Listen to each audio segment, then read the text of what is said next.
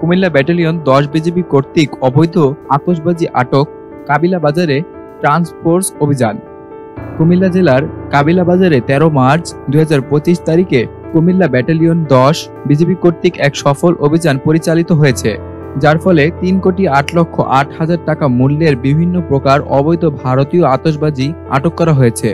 Comilla battalion ১০ BGB চোরাচালান প্রতিরোধের পাশাপাশি নিয়মিত ট্রান্সফোর্স অভিযান পরিচালনা করে থাকে, যা তাদের সঠিক দায়িত্ব পালন এবং দেশের আইনশৃঙ্খলা রক্ষায় একটি গুরুত্বপূর্ণ ভূমিকা পালন করছে।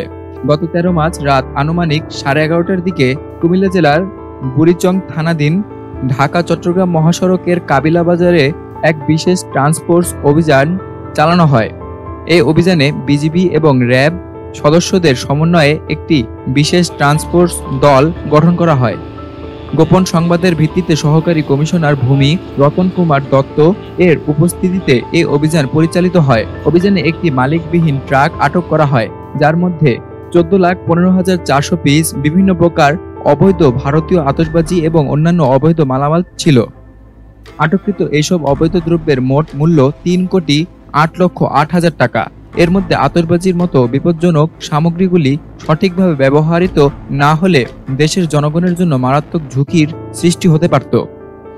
এসব আতশবাজি অবৈধভাবে বাংলাদেশে পাচার করা হচ্ছিল, যা দেশের নিরাপত্তা এবং আইন শৃঙ্খলা পরিস্থিতির জন্য এক বড় ধরনের হুমকি।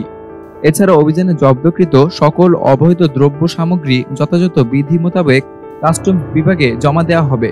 আইন প্রয়োগকারী সংস্থাগুলোর এ ধরনের অভিযান দেশের চোরাচালান প্রতিরোধে একটি কার্যকর পদক্ষেপ হিসেবে উল্লেখযোগ্য, যা ভবিষ্যতে চোরাচালানি কার্যক্রম বন্ধে আরও সফলতা অর্জন করতে পারে।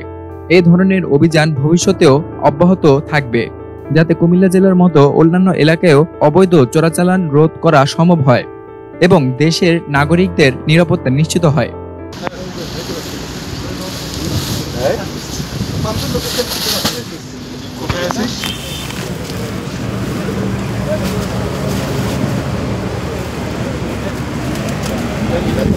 এটাও বাজি বাজি